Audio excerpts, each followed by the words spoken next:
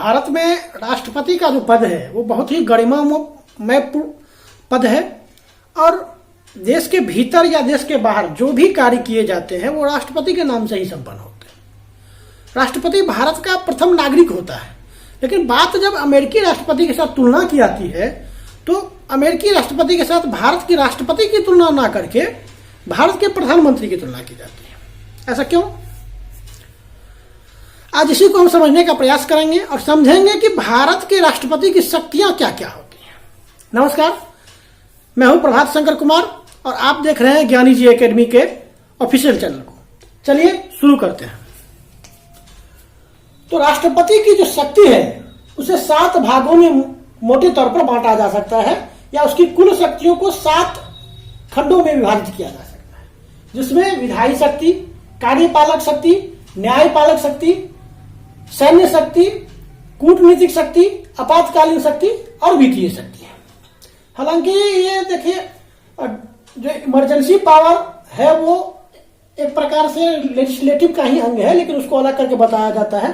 तो चलिए, एम लक्ष्मीकांत ने भी इसको अलग ही दिया हुआ है, तो आपको हम अलग से ही बताएंगे कि क्या होता है ये सभी शक्ति। तो शुरू करते हैं लेजिस्लेटिव शक्ति से। लेजिस्लेटिव का मतलब होता है कानून बनाना, यानी राष्ट्रपति को कानून बनाने की शक्ति है। याद रखिए कि राष्ट्रपति लोकसभा और राज्यसभा के साथ संसद का अभिन्न अंग है। इसलिए कोई भी विधेयक लोकसभा और राज्यसभा से पास होने के बाद राष्ट्रपति के पास अनिवार्य रूप से जाता है उसकी सहमति लेने के लिए। जब तक राष्ट्रपति साइन नहीं करेंगे तब तक वो कानून बन ही नहीं सकता। तो राष्ट्रपति की पहली विधायी शक्ति है कि हर विधेयक राष्ट्रपति की सहमति लेना अनिवार्य है। दूसरा, राष्ट्रपति संसद के सत्र को आहूत करते हैं और उसका सत्रावासन करते हैं। सत्र आहूत करने का मतलब होता है सत्र बुलाना, और सत्रावासन का मतलब होता है सत्र समाप्त करना। प्रत्येक इलेक्शन के बाद जो पहला राष्ट्रपति का संसद का सत्र होता है उसमें राष्ट्रपति जी अभिभाषण जारी कर देते हैं, या अभिभाषण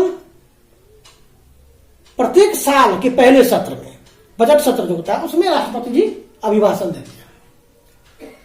जब दोनों ही सदनों के, यानी लोकसभा में स्पीकर और डिप्टी स्पीकर का पद खाली हो और राज्यसभा में सभापति और उपसभापति महोदय उपलब्ध नहीं हो, तो राष्ट्रपति किसी भी एक व्यक्ति को उसका प्रभारी नियुक्त कर सकते हैं जो कि कार्यवाही के लिए उस सदन की अध्यक्षता करेगा। राष्ट्रपति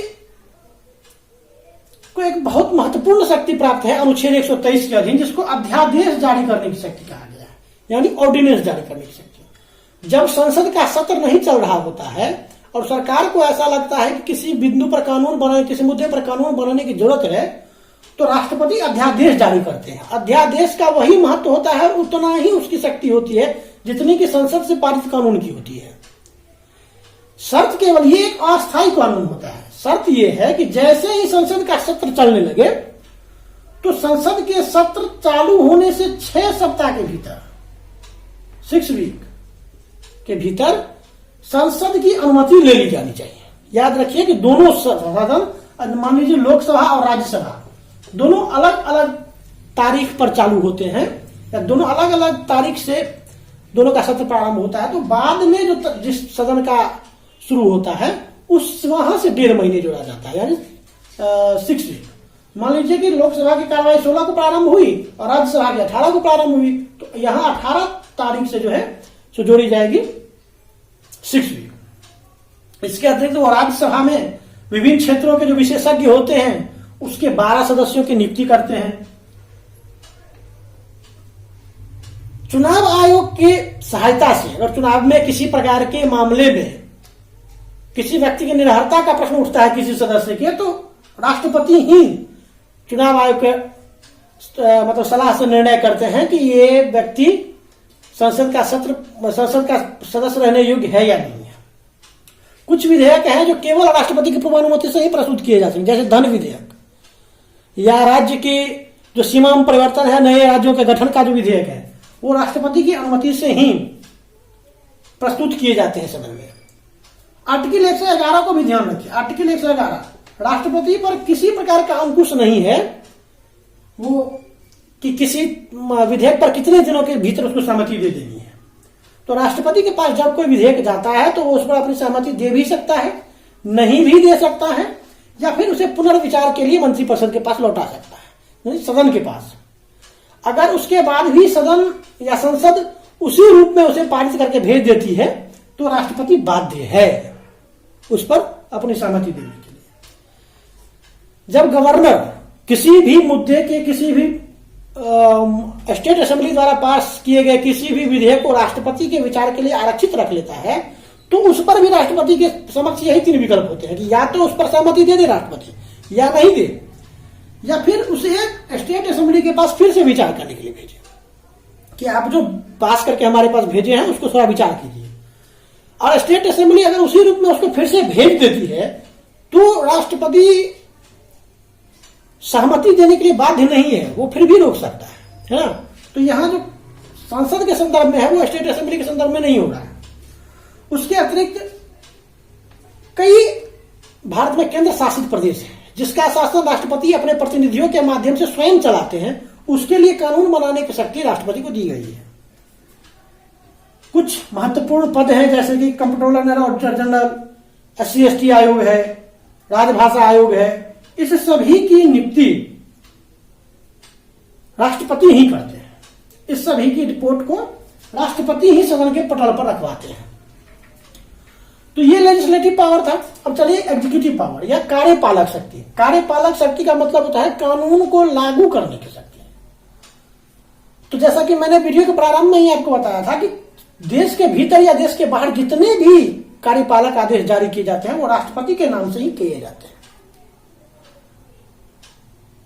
कार्यपालिका के प्रमुख होने के नाते राष्ट्रपति प्रधानमंत्री एवं प्रधानमंत्री की सलाह पर उसके मंत्रियों की नियुक्ति करते हैं। जो गवर्नर जनरल होते हैं स्टेट के, भारत के न्यायवादी होते हैं, इनकी नियुक्ति राष्ट्रपति करते हैं और ये दोनों ही राष्ट्रपति के प्रसाद पर्यंत यानी राष्ट्रपति की इच्छा तक अपने पद पर बने रहते हैं। इसके अतिरिक्त नियंत्रक एवं महालेखा परीक्षक, चुनाव आयुक्त, UPSC के चेयरपर्सन और सभी सदस्य, इनकी नियुक्ति राष्ट्रपति करते हैं। लेकिन ये याद रखिए कि ये सभी राष्ट्रपति के प्रसाद पर्यंत पद धारण नहीं करते हैं, इनका कार्यकाल निश्चित है ताकि ये स्वतंत्रता पूर्वक काम कर सके। सरकार इसमें इंटरवेंशन बहुत कम हो, इसके लिए इसको राष्ट्रपति के प्रसाद पर्यंत नहीं रखा गया। PM से राष्ट्रपति चूंकि कार्यपालिका के प्रमुख हैं, इसलिए प्रधानमंत्री से प्रशासन के संदर्भ में या फिर जो विधेयक संसद में प्रस्तुत कर दिया गया है उसके संदर्भ में, या जो नहीं प्रस्तुत किया गया है लेकिन मंत्रिपरिषद उस पर विचार कर रही है, उसमें से किसी भी संदर्भ में जानकारी मांग सकते हैं। और प्रधानमंत्री का दायित्व है कि वो राष्ट्रपति को इस संदर्भ में जानकारी अवेलेबल करवाए। विभिन्न आयोगों की जो प्रमुख होते हैं उनकी नियुक्ति करती है, जैसे SC/ST आयोग की नियुक्ति करते हैं एग्जीक्यूटिव प्रमुख होने के नाते राष्ट्रपति जी। अंतरराज्यीय परिषद का गठन करते हैं राष्ट्रपति जी। उसके अतिरिक्त जो केंद्र शासित प्रदेशों के शासन संचालन संबंधित नियम हैं उसके प्रशासन को संभालते हैं राष्ट्रपति अपने प्रतिनिधियों के माध्यम से। किसी भी राज्य में किसी क्षेत्र विशेष को अगर अनुसूचित क्षेत्र घोषित करना है तो वो भी राष्ट्रपति ही करते हैं। विधायिका शक्ति में एक चीज और याद रखिए, विधायी शक्ति में, कि राष्ट्रपति संसद में विभिन्न मतलब राज्यसभा में 12 मेंबर की नियुक्ति करते हैं जो कि विभिन्न क्षेत्रों के विशेषज्ञ होते हैं, जैसे साहित्य के, विज्ञान के या कला के, किसी भी क्षेत्र के। पहले राष्ट्रपति लोकसभा में भी 2 सदस्यों की नियुक्ति करते थे एंग्लो इंडियन का। अगर राष्ट्रपति को ऐसा लगता था कि एंग्लो इंडियन की पर्याप्त प्रतिनिधित्व नहीं है तो वो करते थे। हालांकि 2020 में जनवरी में उसको समाप्त कर दिया गया है, तो अब उसका कोई महत्व नहीं रह गया। तो लेजिस्लेटिव पावर और एग्जीक्यूटिव पावर यानी विधायिक पावर और कार्यपालक पावर क्या होता है वो आप समझ गए होंगे। अब चलिए हम चलते हैं न्यायिक शक्ति पर। राष्ट्रपति सुप्रीम कोर्ट और हाई कोर्ट के सभी जजों की नियुक्ति करते हैं। हालांकि याद रखिए कि जज हटाए उनकी इच्छा से नहीं जाते हैं, हटाने के लिए उनकी हटाने की अलग प्रक्रिया है, उस पर हम बाद में बात करेंगे।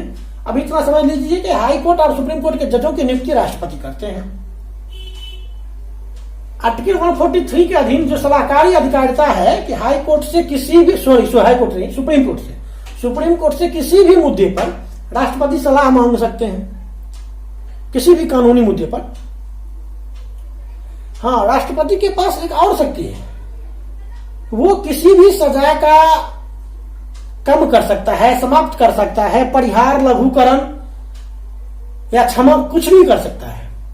याद रखिए कि सजा किसी भी मामले में हो, अगर सैन्य कोर्ट के फैसला है तो भी उसे समाप्त कर सकता है, या फिर किसी भी ऐसे कानून के उल्लंघन के लिए बना है, मतलब सजा दी गई हो जो कि संघीय कानून के उल्लंघन के लिए सजा दी गई हो, याद रखिए इस बात को, तो उसको राष्ट्रपति उस सजा को कम कर सकता है। और मृत्यु दंड पर राष्ट्रपति का एक अधिकार है, किसी भी मामले में मृत्यु दंड दिया गया हो, राष्ट्रपति मृत्यु दंड को समाप्त कर सकता है। और अगर राष्ट्रपति ने किसी व्यक्ति को क्षमा कर दिया, क्षमादान की शक्ति का प्रयोग करते हुए उसे अगर क्षमा दे दी, तो व्यक्ति एक ऐसी स्थिति में पहुंच जाता है कि उसने कोई अपराध किया ही नहीं था कभी। इसलिए राष्ट्रपति की यह शक्ति बहुत महत्वपूर्ण है। हम इस पर विस्तार से चर्चा करेंगे कि लघुकरण क्या होता है, परिहार क्या होता है, क्षमादान क्या होता है, इस पर हम विस्तार से चर्चा करेंगे एक अलग वीडियो में, अन्यथा वीडियो लंबा हो जाएगा। राष्ट्रपति की जो चौथी शक्ति है वह मिलिट्री पावर, यानी सैन्य शक्ति। याद रखिए कि तीनों सेना के कमांडर इन चीफ यानी प्रधान सेनापति राष्ट्रपति ही होते हैं। उनके पास यह अधिकार है कि वो किसी भी देश के विरुद्ध युद्ध की घोषणा कर सकते हैं या फिर किसी भी देश के विरुद्ध युद्ध की घोषणा को वापस ले सकते हैं। ये अधिकार राष्ट्रपति में ही निहित है। तीनों सेना के कमांडर इन चीफ होने के नाते तीनों ही सेना के प्रमुखों की नियुक्ति करते हैं राष्ट्रपति जी। अभी सीडीएस की भी नियुक्ति करने लगे। उसके बाद आइए कूटनीतिक पावर, डिप्लोमेटिक पावर। विभिन्न विश्व के जो विभिन्न मंच हैं वहां राष्ट्रपति भारत का नेतृत्व करते हैं। भारत के विभिन्न देशों में जो राजदूत हैं उनकी भी नियुक्ति राष्ट्रपति ही करते हैं, और जो भारत में दूसरे देशों के राजदूत हैं उनका स्वागत भारत की ओर से राष्ट्रपति कार्यालय ही करता है, यानी राष्ट्रपति ही करते हैं। छठा है इमरजेंसी पावर यानी आपातकालीन शक्ति। 3 अनुच्छेद को याद रखिए, आर्टिकल 352, आर्टिकल 356 और आर्टिकल 360। 352 में नेशनल इमरजेंसी की बात है, राष्ट्रीय आपातकाल। 356 में राष्ट्रपति शासन, प्रेसिडेंट रूल की बात की गई है, और 360 में फाइनेंशियल इमरजेंसी की बात की गई है। अब इसको प्रेसिडेंट रूल को आपातकाल के दम में ही रखा गया है, आपातकाल के शीर्षक के अंतर्गत। हालांकि ये आपातकाल जैसा कुछ नहीं है, संवैधानिक तंत्र की विफलता के कारण राज्य में संवैधानिक तंत्र बना रहे, इस कारण से वहां प्रेसिडेंट रूल लगा दिया जाता है। मूल रूप से यही 2 आपातकाल है, लेकिन आपातकाल के शीर्षक के अंतर्गत ये तीनों ही शामिल है, आर्टिकल 352, 356 और 360। विस्तार से इसको हम आपको बताएंगे। और जो अंतिम पावर है यानी राष्ट्रपति की जो 7वीं शक्ति है वो है वित्तीय शक्ति। राष्ट्रपति की वित्तीय शक्ति बहुत महत्वपूर्ण है। उनमें कई बिंदु हैं, जैसे कि राष्ट्रपति बजट संसद के पटल पर रखवाते हैं। ऐसा वो अपने प्रतिनिधि मतलब वित्त मंत्री के माध्यम से करवाते हैं। राष्ट्रपति की ओर से बजट पेश करता है वित्त मंत्री।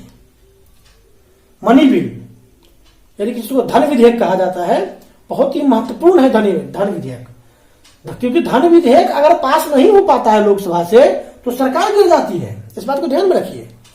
धन विधेयक पास करवाना सरकार के अस्तित्व की गारंटी होती है, तो वो राष्ट्रपति के पूर्वानुमति से ही प्रस्तुत किए जाते हैं। राष्ट्रपति की पहले सहमति ले ली जाती है, उसके बाद विधेयक को प्रस्तुत किया जाता है। हाँ, बजट के संदर्भ में भी याद रखिए, बजट भी अगर पास नहीं होता है लोकसभा से तो भी सरकार गिर जाती है। अनुदान की मांग राष्ट्रपति के पूर्वानुमति से ही रखी जाती है संसद के पटल पर। राष्ट्रपति के पास देश की पर में उत्पन्न असकमात किसी परिस्थिति से या आकस्मिक किसी परिस्थिति से निपटने के लिए अगर वित्त की व्यवस्था करनी हो तो राष्ट्रपति के पास एक स्पेशल कोष है जिसको हम आकस्मिक निधि कहते हैं या कंटीजेंसी फंड कहते हैं। राष्ट्रपति उस फंड से सरकार को पैसे दे सकती है किसी भी आपातकालीन स्थिति से निपटने के लिए। याद रखिए कि राष्ट्रपति की ओर से वित्त सचिव इस आकस्मिक निधि को जो है वो संभालता है और वित्त सचिव ही उसको रेगुलेट करता है। राज्यों और केंद्र के बीच राजस्व का बंटवारा किन आधारों पर हो, कितने राजस्व राज्य को मिले, कितना केंद्र को मिले, इस संदर्भ में भी जो मामला है उसके लिए राष्ट्रपति फाइनेंस कमीशन यानी वित्तीय आयोग की नियुक्ति करते हैं और वही वो बताता है कि जो कुल एकत्रित राजस्व है जो वितरण किए जाने योग्य है केंद्र और राज्य में, उसमें से कितना हिस्सा राज्य को मिले और कितना केंद्र को मिले। तो राष्ट्रपति की ये सभी शक्तियां हैं। भारतीय संविधान में राष्ट्रपति का पोस्ट बहुत ही ऑनररी पोस्ट है। हालांकि जो अमेरिकी राष्ट्रपति के साथ भारत के राष्ट्रपति की तुलना नहीं की जाती है, उसका मेन कारण है आर्टिकल 74। क्योंकि आर्टिकल 74 का जो है ऑब्लिगेशन है